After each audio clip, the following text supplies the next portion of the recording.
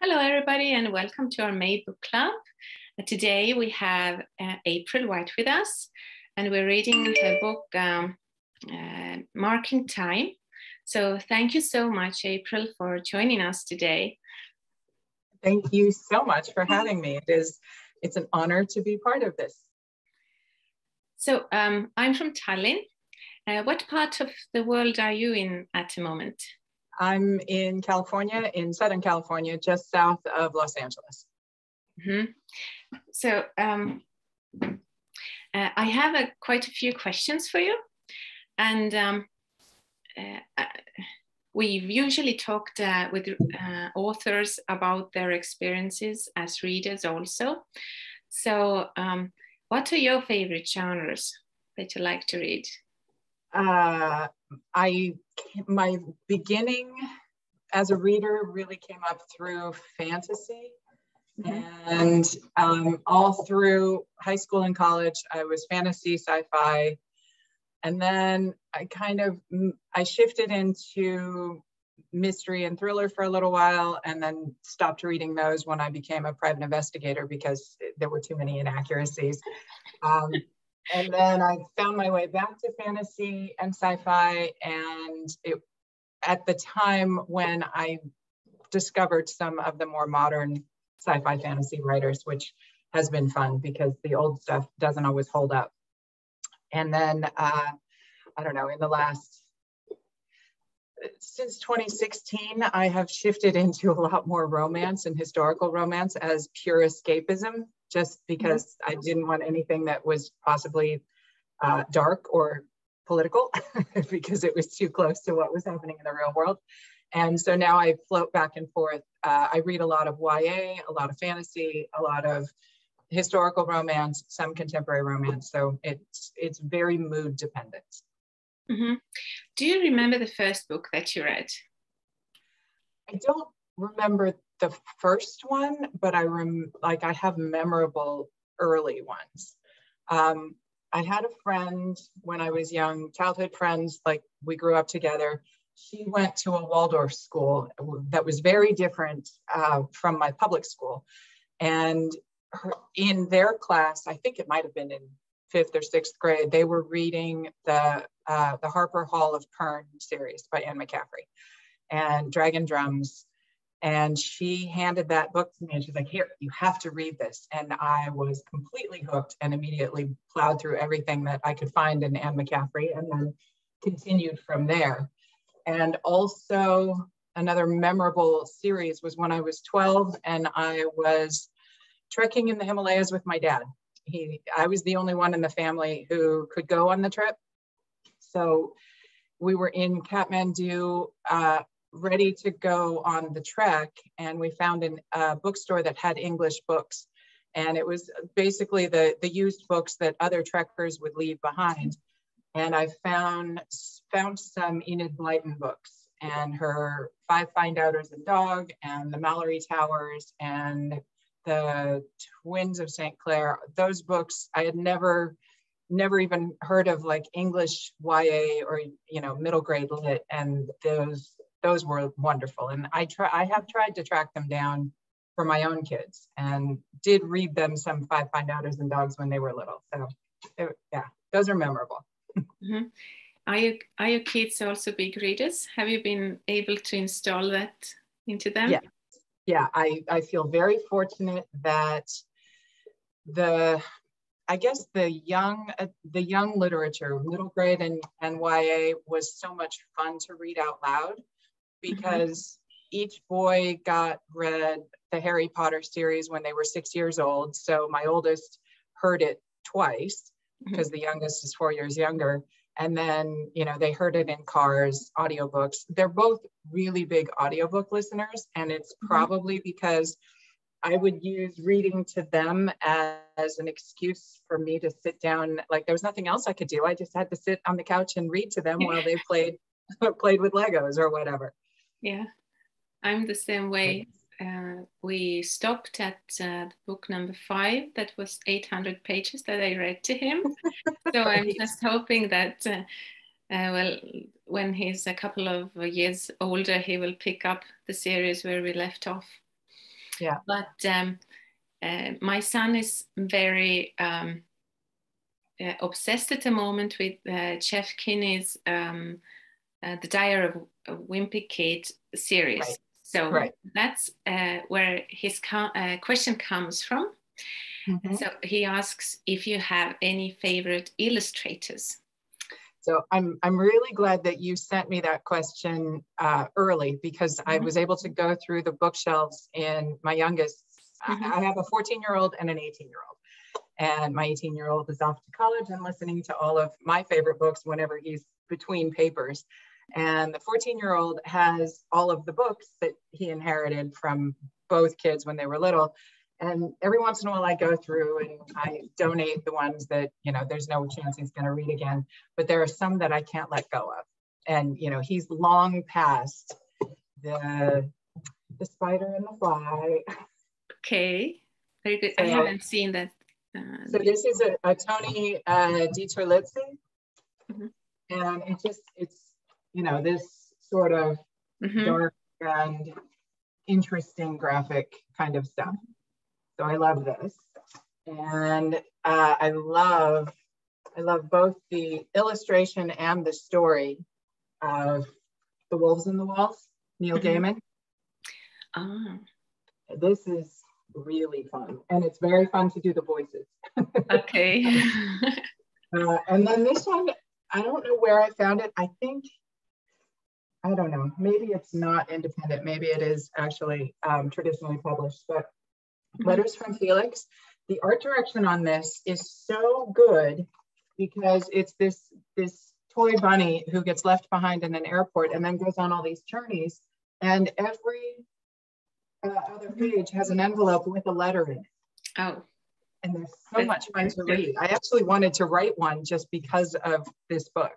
So yeah, children's literature and illustrations are fun. And I probably won't ever give these up. It is good to be a mom, you know, because I've read so much children's literature in the recent years, and I've learned about so many good authors that that have become our family's favorite, that we read again and again. And they weren't around when I was young, because I was a child during the Soviet times. So it's really good to discover new things, especially as I'm a librarian, and I can recommend books to the students who come to the library. And another question for him, which book character do you relate to most?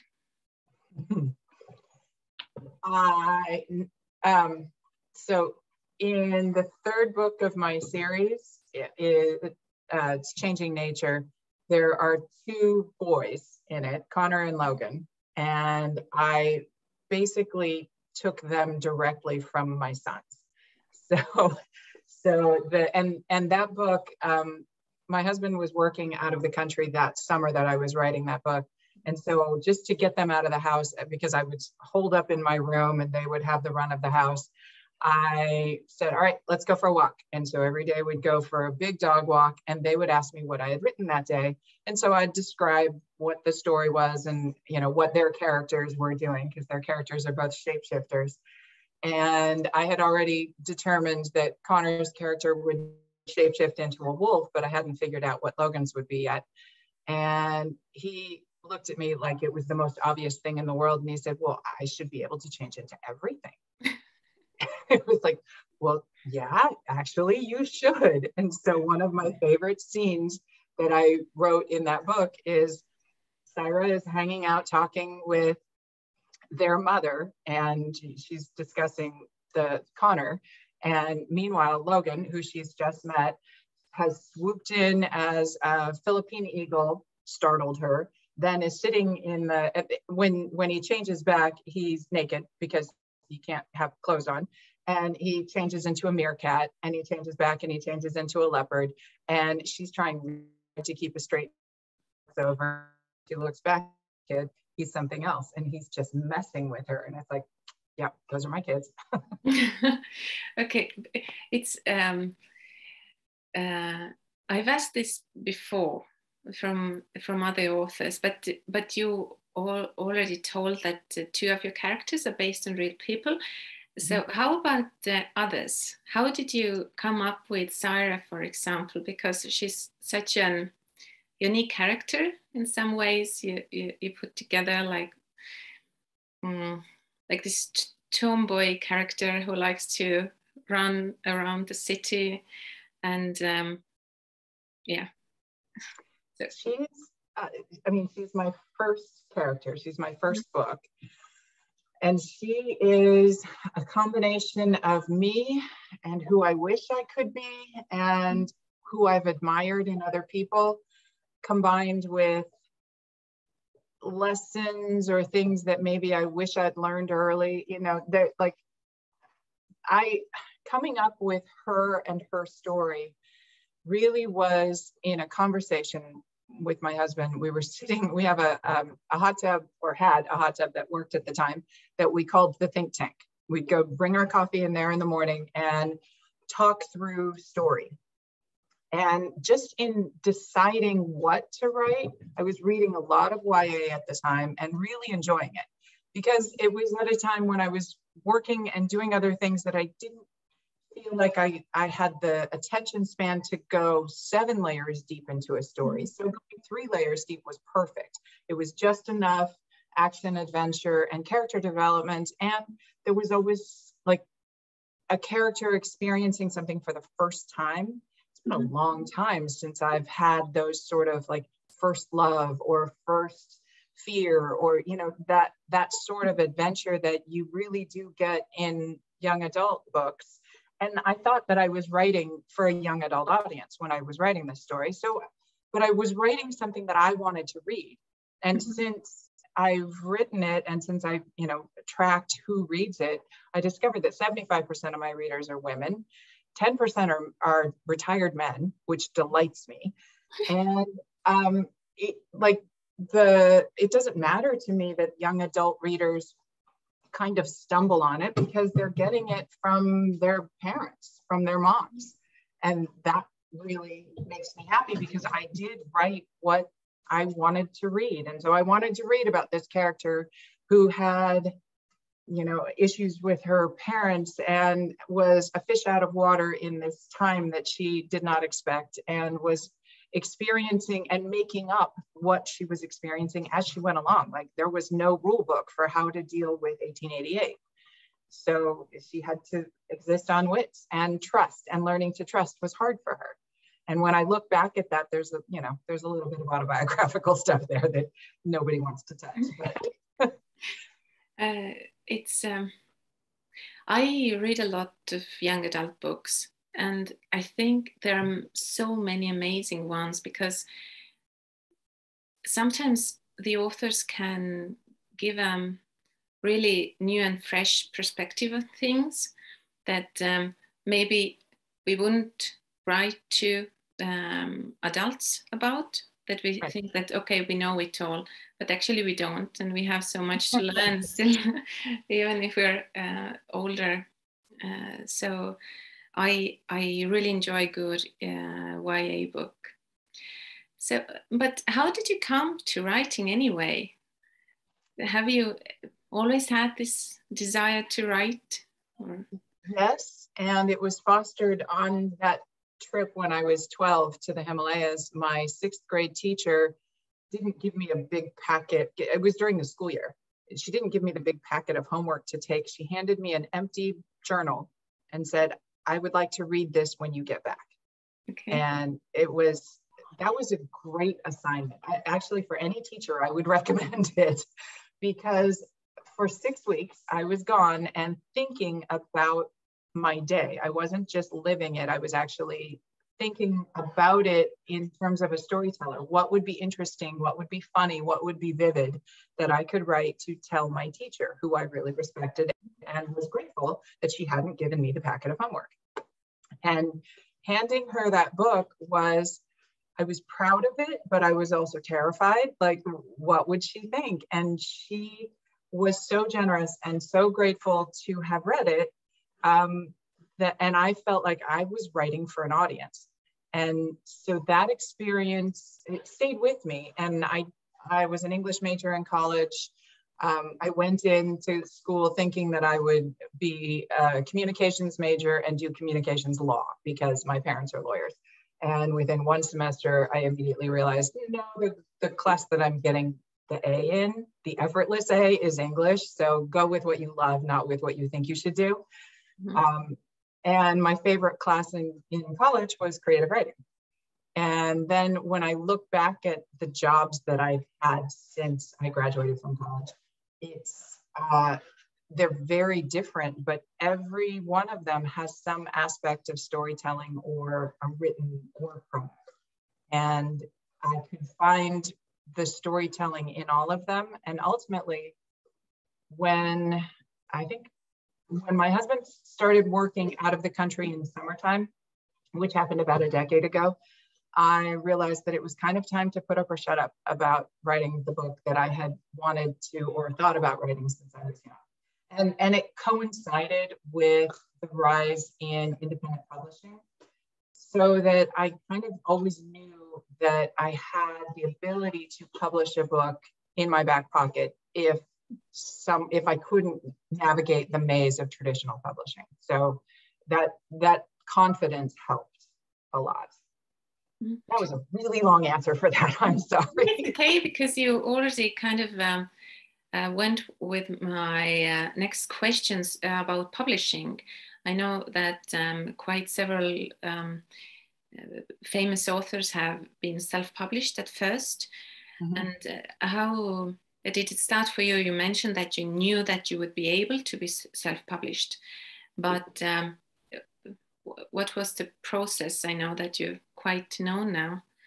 Well, so it took 2 years to write the book, because you have to navigate all of the self-confidence issues and figuring, having everybody in the world read it and decide if it's good or if they're just blowing smoke, whatever it is. I went through the query process with agents, and I did that for about 6 months. And it was interesting. It was hard. It was very difficult on my self-confidence. There was a lot. I probably sent out 50 or 60 queries, each one tailored to that agent. And I got 4 responses that mattered back. I got many more responses, but 4 that really mattered, that were like, this is great. The story is interesting. It's well written. And I haven't seen this before, but it's too long. We can't publish something, or we can't sell something to a publisher that is 150,000 words for YA. YA just doesn't read that long, which I found to be patently ridiculous, because, as you said, book 5 of the Harry Potter series is actually 240,000 words, but book 1 is 90,000 words. So I get that. And how many thousands of words didn't really compute for me, because I wasn't in the publishing industry. As a result of those criticisms or comments, I did end up cutting probably another 20,000 out of the original document. And I came up with all kinds of ways that I could potentially publish it. I could put it out as a serial in 8 episodes, all kinds of things. And about the time that my self-confidence was around my ankles, I finally was like, no, you know what? It's time. It's time for me to just trust that the material is good enough. And within a month, I had taught myself formatting and how to do all of the uploading. We had built a cover, and I put it out. And it was very gratifying to get the first review that wasn't from someone I knew. And then to get the 100th review, we actually had a party. That was a big one. And those, that became my measure of success. People, independent authors, are never going to make a lot of money on one book. But, you build up a body of work and it becomes more, at least, sustainable. And so reviews became the measure of success. And then I went back after I hired an editor, which I would recommend to anybody who is, whether you're self-published or traditionally, having an independent editor really, really matters. And she came and started working with me at book 2. And then we went back and re-edited book 1 after book 3 came out. So at least I'm more confident in its quality, which is, it's a learning curve. So do you still self-publish, or have you found a publishing house? Both. So I work with a boutique publisher for my contemporary romantic suspense, but the fantasy and the time travel books, I find I know that audience well. Part of me is a little bit daunted by the idea of trying to go through traditional publishing at this point, because I have 11 books. So I have a big enough body of work that I do know how to navigate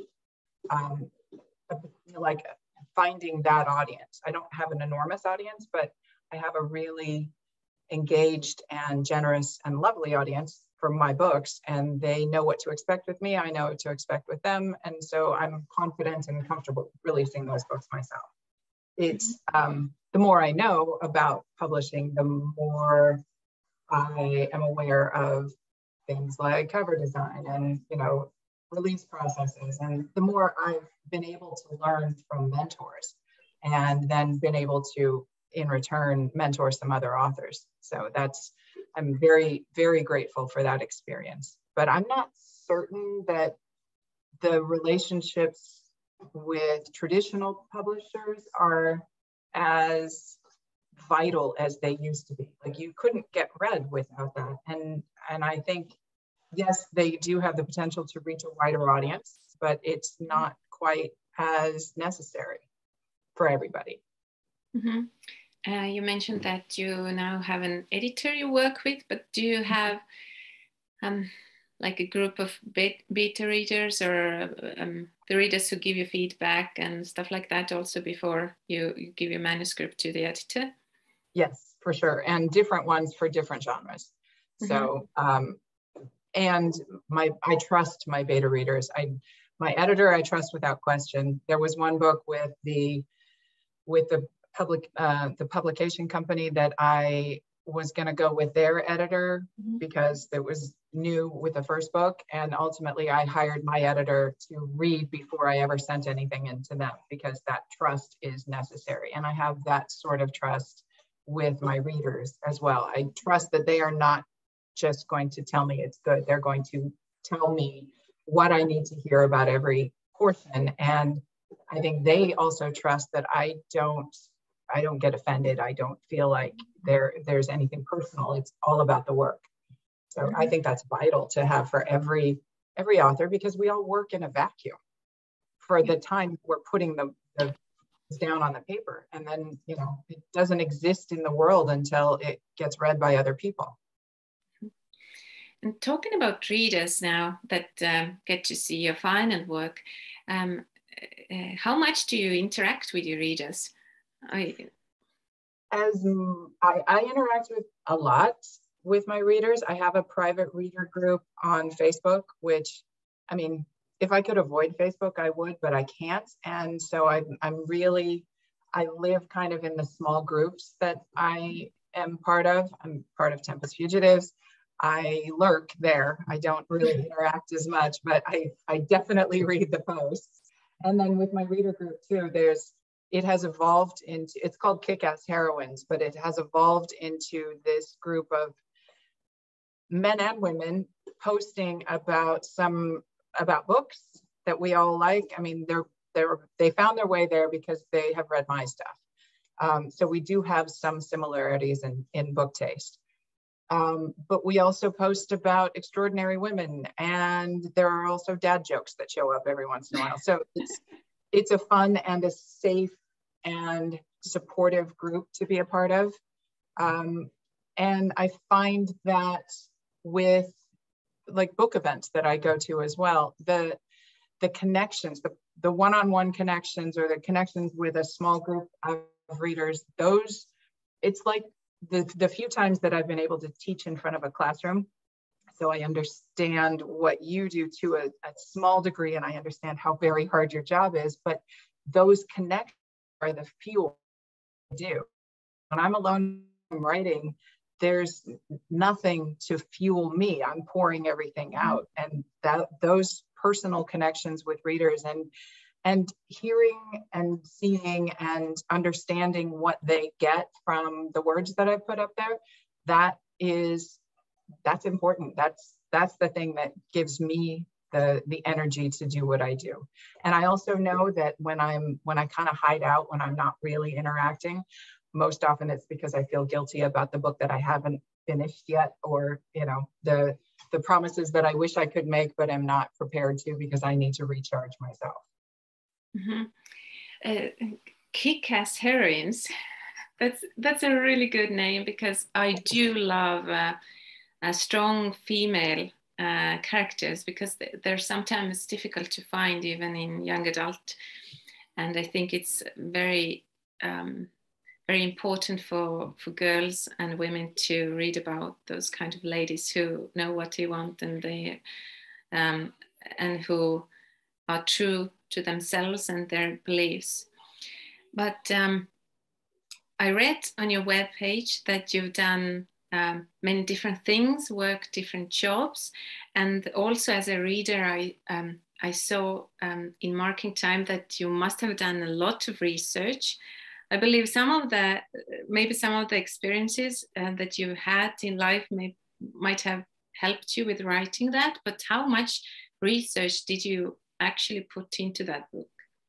A tremendous amount, and I think that's part of my favorite thing about writing. I actually can't write where I don't have internet, because I'll be writing something and suddenly have to look up where something is on a map, or what the location is, or Google Maps and look at the building that's at that corner, or, you know, the historical things. Even when I'm writing contemporary, I still find something historical or some mystery to research, because that's what interests me. So, you know, when I'm asked to give advice to a writer, it's write what you want to read. Because if you are fascinated, then some reader is going to find the same thing fascinating.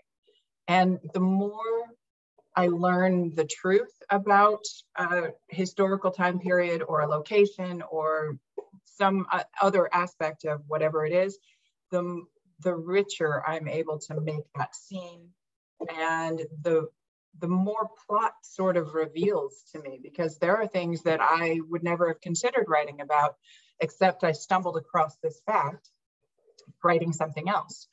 Death's Door is that book. That's a novella that I wrote during COVID, and the story of that one, the idea that was the germ for the story, came out of a really random fact that my husband found, that Edgar Allan Poe disappeared for 4 days before he died.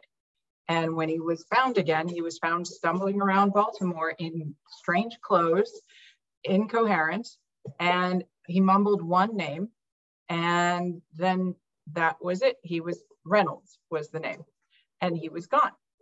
And that was like, wow, okay, he disappeared for 4 days. Of course he was a time traveler. Of course he was a clocker. And the first line of that book is, the first time I met Edgar Allan Poe was the night he walked into my bar. And, you know, and what I hadn't expected as I was writing that was who that person was. And that became plot out of a random fact that my husband found, you know, years ago. Mm-hmm. So. I know that Agatha Christie also had like a year in her life when she disappeared, and we don't know anything about where she was. I've read her autobiography, which was really interesting, and I loved it, but she doesn't mention it there. So maybe there's something you can also look into and make her into a time traveler. Right. But I see that our time is running up. And that I've actually gotten to ask all my questions. So do you have anything else that you'd like to add before we wrap this up? Yeah, actually I do. Marking Time is having its 10-year anniversary this year. And part of being an independent, or having published those books independently, is that you know, you become you become a small business when you're an independent publisher, and the marketing and the audience and reaching new audiences all becomes a thought process. So with the 10-year anniversary of Marking Time, I have been looking at relaunching, redesigning the series covers and writing new epilogues for each of the books. And then releasing a 6th book, which would be the culmination, all of those epilogues plus an additional epilogue to the series. And it's sort of part of the marketing standpoint. That's, you know, that's business side. But in the redesign, it also comes with redesigning covers.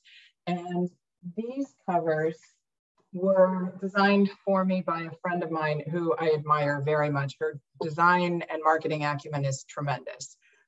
And she put these together with a very specific focus on finding women, finding young adults, you know, attracting female readers.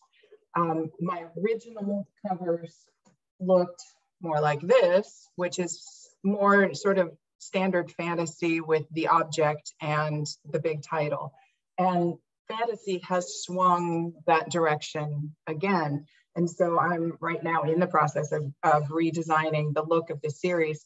And it's forcing me to really look again at who are the readers and who do I think would love this story. So in the 3 minutes that we have left, and your experience as a librarian and as a teacher and as a member of Tempest Fugitives, who would you say would be someone that I should focus on or attract with this series who might not otherwise find it as it is? Mm-hmm. That is a really good question for our book club, actually. Oh, good. Yes, so we can all pitch in, you know, the ones who have read it. So we can check the answers at the end of May when we're holding the discussion. So thank you so much again for joining me today, April. And it's been a pleasure to talk to you. And to you. And please thank your son for his very good and insightful questions. I appreciate it. I will. Okay. Okay. Bye. Bye.